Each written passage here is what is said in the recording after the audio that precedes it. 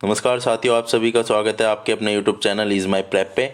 साथियों, आजकल देखिए एक चर्चा का विषय बना हुआ है कि 2021 में उत्तर प्रदेश में कितनी 50,000 प्लस वैकेंसी आने वाली है उत्तर प्रदेश में असिस्टेंट टीचर की। यानी कि प्राथमिक विद्यालयों के जो प्राथमिक विद्यालय में उसमें क्या प्राथमिक लेवल के पीआरटी के टीचरों के लिए लगभग 50,000 प्लस वैकेंसी आने वाली है। तो इसी को लेकर हम इस वीडियो में चर्चा करने वाले हैं कि कौन उत्तर प्रदेश में असिस्टेंट टीचर बन सकता है, उसके लिए क्या योग्यता निर्धारित की गई है, उसका एग्जाम पैटर्न क्या रहेगा, उसमें किस प्रकार के सब्जेक्ट आते हैं, कितने मार्क्स के, और उसकी मिनिमम और मैक्सिमम एज कितनी निर्धारित रहती है टीचर बनने के लिए, और इसके जो भी इससे रिलेटेड इंपॉर्टेंट पॉइंट है तो हम इस वीडियो में सब कवर करेंगे। तो आपको क्या करना है, प्लीज़ इस वीडियो के लास्ट तक बने रहना है। तो स्टार्ट कर देते हैं अपना ये आज का टॉपिक। इसमें देख लेते हैं सबसे पहले जो योग्यता आपके लिए असिस्टेंट टीचर बनने के लिए उत्तर प्रदेश में क्या योग्यता निर्धारित की गई है उसको देख लेते हैं स्टेप बाय स्टेप।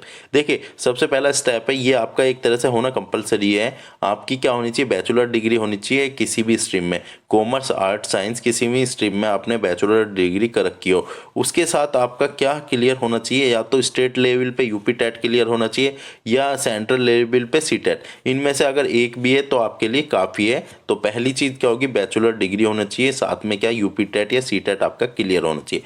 उसके साथ इसमें से एक कोर्स आपका होना जरूरी है। अब वो कोर्स आपका कोई भी हो सकता है। उसके बाद क्या कर सकते हैं, आप असिस्टेंट टीचर के लिए अप्लाई कर सकते हैं। तो सबसे पहले देख लेते हैं क्या बताया गया है इन्होंने। सबसे पहले आपने डीएलएड या बीटीसी कर रखी हो किसी भी रिकॉग्नाइज्ड यूनिवर्सिटी से, पहला आपका ये क्लियर हो गया। उसके बाद शिक्षा मित्रों के लिए इन्होंने कहा 2 ईयर की बीटीसी कोर्स होना चाहिए। ये डिस्टेंस लर्निंग से भी चल सकता है, क्योंकि बीटीसी उसके शिक्षा मित्र वालों के लिए इन्होंने डिस्टेंस लर्निंग से भी कह रखा था कि बीटीसी वाले बीटीसी कर सकते हैं, शिक्षा मित्र वाले।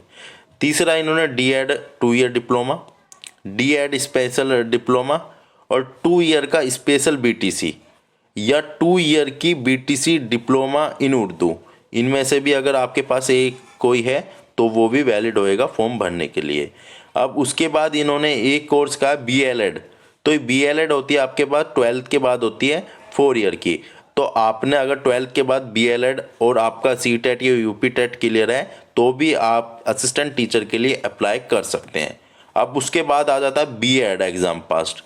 अब आपने क्या बैचलर डिग्री कर रखी हो, उसके बाद आपने बीएड एग्जाम पास कर रखा हो, यूपी टेट या सी टेट आपका क्लियर हो, तो भी आप असिस्टेंट टीचर के लिए अप्लाई कर सकते हैं। लेकिन इसमें एक शर्त है, अगर आपका सिलेक्शन हो जाता है तो आपको क्या एनसीटीई द्वारा 6 मंथ का एक ट्रेनिंग कोर्स लेना होगा इसके लिए, प्राइमरी टीचर के लिए, जो आपके लिए कंपलसरी है। जब आपके अगर आपका सिलेक्शन हो जाता है एज ए असिस्टेंट टीचर, आपको 6 मंथ का ये ट्रेनिंग कोर्स लेना होगा एनसीटी द्वारा मान्यता प्राप्त। अब देख लेते हैं इसका एग्जाम पैटर्न। साथियों, मैं बता देता हूँ, इसमें सुपर टेट के नाम से इसको बोला जाता है। इसमें लगभग 13 सब्जेक्ट से क्वेश्चंस आते हैं आपके लिए, लेकिन हमने इन 13 सब्जेक्टों को 5 पार्ट में मर्ज कर दिया है, जिससे कि आपको तैयारी करने में आसानी हो और अपना ये जो पैटर्न है और सब्जेक्ट है उसको समझने में आसानी हो। तो हमने क्या, एक तरफ आपके लिए सब्जेक्ट लिखे हैं और एक तरफ ये मार्क्स और नंबर ऑफ क्वेश्चन है। तो सबसे पहले बात कर लेते हैं लैंग्वेज की। तो लैंग्वेज में आपकी 3 लैंग्वेज आएगी, हिंदी, इंग्लिश, संस्कृत। हिंदी आपकी 20 नंबर की आएगी, इंग्लिश 10 नंबर की आएगी, संस्कृत 10 नंबर की। तो टोटल आपका लैंग्वेज वाला पार्ट 40 मार्क्स का, 40 मार्क्स का हो जाएगा। 40 ही इसमें क्वेश्चन आपको देखने के मिलेंगे, 40 ही क्वेश्चन 40 ही मार्क्स के लैंग्वेज में से, हिंदी, इंग्लिश, संस्कृत। अब दूसरा आ जाती है मैथ की बात। तो मैथ्स में भी आपके 20 मार्क्स का ही आपको मिलेगा देखने के लिए, 20 ही क्वेश्चन। अब जो तीसरा पार्ट है, हमने इसको डिवाइड कर दिया है, 3 सब्जेक्ट को मर्ज कर दिया है, बाल मनोविज्ञान, शिक्षण पद्धति, जीवन कौशल। तो इनमें से 10-10 नंबर के टोटल 30 आएंगे। बाल मनोविज्ञान 10 नंबर का, शिक्षण पद्धति 10 नंबर की, जीवन कौशल 10 नंबर की। आपने ये बीटीसी डीएलएड में अपने ये आपके सब्जेक्ट रहेंगे, चाइल्ड डेवलपमेंट, टीचिंग मेथड, तो इसी में से आपके 10-10 नंबर के ये आएंगे और जीवन कौशल 10 नंबर का आएगा। टोटल आपके 30 मार्क्स के इसमें से आपको तीसरे पार्ट में से देखने को मिल जाएंगे।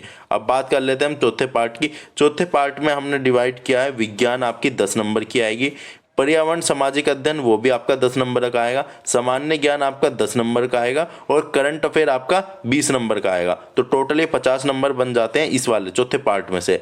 अब अंतिम पार्ट देख लेते हैं रीजनिंग। रीजनिंग आपकी 5 नंबर की आएगी और आईसीटी यानी कि कंप्यूटर सूचना तकनीकी भी आपकी 5 नंबर की आएगी। तो ये 5 पार्ट टोटल आपके बना देंगे 150 मार्क्स का ये पेपर। 185 क्वेश्चन में आपको ये सुपर टेट का एग्जाम देखने को मिल जाएगा। हमने ये 5 पार्ट में आपके लिए डिवाइड कर दिया जिससे आपको ये समझने में आसानी हो जाए। हम अपने आने वाली वीडियोस में इसका कंप्लीट सिलेबस भी कराएंगे। इसके लिए आपको हमारे चैनल से जुड़ना होगा ताकि जो भी हम ये अपडेट दें आप तक पहुंच जाए। अब देख लेते हैं इसकी एज की बात। एज को भी जानना बहुत ज़रूरी है हमारे लिए। इसमें देखिए जब फॉर्म निकलते हैं तो एक डेट निर्धारित कर दी जाती है, जैसे 1 जुलाई तक आपकी क्या मिनिमम एज 21 साल होनी चाहिए, इससे कम नहीं होनी चाहिए। और मैक्सिमम एज आपकी 40 साल होनी चाहिए, इससे ऊपर नहीं होनी चाहिए। तो ये तो हो गया एक जनरल क्राइटेरिया जो सबके लिए होता है। अब जो आरक्षण दिया गया है SC ST विकलांग और आपका शिक्षा मित्र और भूतपूर्व सैनिकों के लिए, उसको देख लेते हैं इनमें क्या आरक्षण दिया गया है एज को लेकर। तो आपका SC ST OBC वाले कैंडिडेट को लिए 5 साल और दिए जाते हैं, यानी कि 40 साल के बाद 5 साल इनको और प्लस कर दिए जाते हैं। 45 तक ये अप्लाई कर सकते हैं।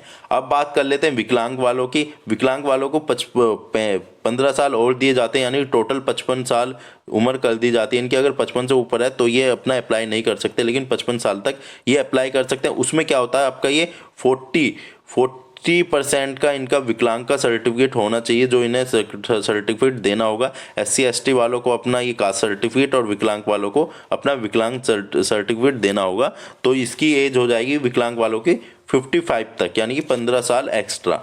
अब शिक्षा मित्र वालों के लिए कहा है कि लास्ट 60 साल तक आप इसको अप्लाई कर सकते हैं। लास्ट ईयर का था, अगर इस साल कोई चेंज आएगा तो मैं आपको अपडेट कर दूंगा इसको भी लेकर।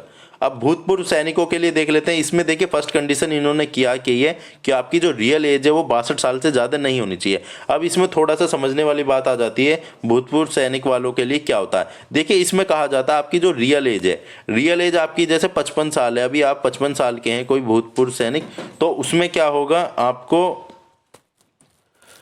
इस चीज़ को समझिए आप। जैसे भूतपूर्व सैनिक की एज रियल एज अभी वास्तविक एक 55 साल है, तो अगर उनने क्या कहते हैं 15 साल सर्विस की है तो उसमें से क्या 15 साल घटा दिए जाएंगे, अब उसकी एज निकल के आ जाती है 40 साल, तो वो फॉर्म फिल कर सकता है। लेकिन इसमें एक कंडीशन और है कि ये 40 साल में 3 साल और प्लस यानी कि 43 साल लास्ट एज निकल के आनी चाहिए आपकी, जो इसमें से घटाएंगे। अदरवाइज आपकी 44 निकलती है किसी कारण से तो आप इसको अप्लाई नहीं करते। अगर माइनस करने के बाद 44 निकलती है और ये आपकी 62 से ज़्यादा हो जाती है तो आप इसका फॉर्म नहीं कर सकते। इसमें यह है कि आपकी 62 से ज़्यादा नहीं होनी चाहिए एक तो, और एक आपकी जो सर्विस जितने साल आपने की है उसमें से आपकी रियल एज में से आपकी जो सर्विस एज है वो घटाती जाएगी और इसका जो माइनस करने पर निकलना चाहिए आपका 43 तक निकलना चाहिए। 44 आने पे आप इसको अप्लाई नहीं कर सकते। तो एज वाला मैंने आपको बता दिया सभी की एज को लेकर। अगर इसके बाद भी आपको कोई डाउट लग रहा होगा तो आप हमें कमेंट करके पूछ सकते हैं। अब इसके इंपॉर्टेंट पॉइंट देख लेते हैं, जो भी इसके इंपॉर्टेंट पॉइंट है उनको भी जान लेते हैं। देखिए इसका एग्जाम मोड रहेगा ऑफलाइन होता है, अभी तक ये ऑफलाइन होता हुआ आया। अगर इस बार कोई चेंजेस होता है तो हम आपको अपडेट कर देंगे, लेकिन ये ऑफलाइन है। इसका MCQ बेस्ड क्वेश्चन देखने को मिलेंगे। इसमें आपको मल्टीपल चॉइस वाले क्वेश्चन आएंगे बोथ लैंग्वेज में, आपका हिंदी में भी और ये इंग्लिश में भी, दोनों लैंग्वेज में आपको ये एग्जाम देखने को मिलेगा। नंबर ऑफ क्वेश्चन की बात कर लेते हैं। 150 इसके क्वेश्चंस रहेंगे और इसके नंबर ऑफ मार्क्स भी 150 रहेंगे। टाइमिंग इसकी 2.5 घंटे यानी कि 150 मिनट रहेंगी। तो यानी कि मैं कहूँ 150 क्वेश्चन 150 नंबर के आपको 150 मिनट में करने होंगे। अगर एवरेज टाइम देखा जाए तो एक क्वेश्चन के लिए आपको 1 मिनट मिल रहा होगा, तो टाइम को लेकर आपको कोई दिक्कत नहीं होने वाली, टाइम काफ़ी है। अब देख लेते हैं सबसे इंपॉर्टेंट पॉइंट रह जाता है कि नेगेटिव मार्किंग है या नहीं। तो अभी तक इसके अंदर नेगेटिव मार्किंग नहीं है, कोई भी नेगेटिव मार्किंग नहीं होती इसमें। आप जैसे CTET UP TET का एग्जाम देते हैं उसी तरह का आपका ही सुपर टेट है असिस्टेंट टीचर का उत्तर प्रदेश में। अब फीस को लेकर बात कर लेते हैं। जो फीस इसकी लास्ट ईयर रही थी जनरल OBC वालों की 600 रुपये रही थी, SC ST वालों के लिए 400 रुपये रही थी। फिजिकल हैंडीकैप के लिए फीस नहीं थी, उनके लिए फ्री ऑफ कॉस्ट ये फॉर्म था। अब एक और बात और मैं बता देता हूँ, इसमें जो ब्लाइंड बच्चे होते हैं, अंधे बच्चे होते हैं, उनके लिए 30 मिनट एक्स्ट्रा दी जाती है टाइमिंग में। जैसे और जनरल बच्चों के लिए 2.5 घंटे हैं तो उनके लिए 3 घंटे टाइमिंग होती है अंधे बच्चों के लिए, ब्लाइंड बच्चों के लिए। साथियों मैंने इसमें आपको योग्यता, एग्जाम पैटर्न और जो भी इसके इंपॉर्टेंट पॉइंट है, एज है, सभी बता दिया है। इसके बाद भी अगर आपको कोई भी डाउट लग रहा होगा इस एग्जाम को लेकर तो आप हमें कमेंट कर सकते हैं। हमारे चैनल से जुड़िए ताकि आपको जो सारी इंफॉर्मेशन होती है वो मिल सके। मिलते हैं अपनी नेक्स्ट वीडियो के साथ जल्दी ही। आज के लिए सिर्फ इतना ही, मिलते हैं अपनी नेक्स्ट वीडियो के साथ। Thank you for watching.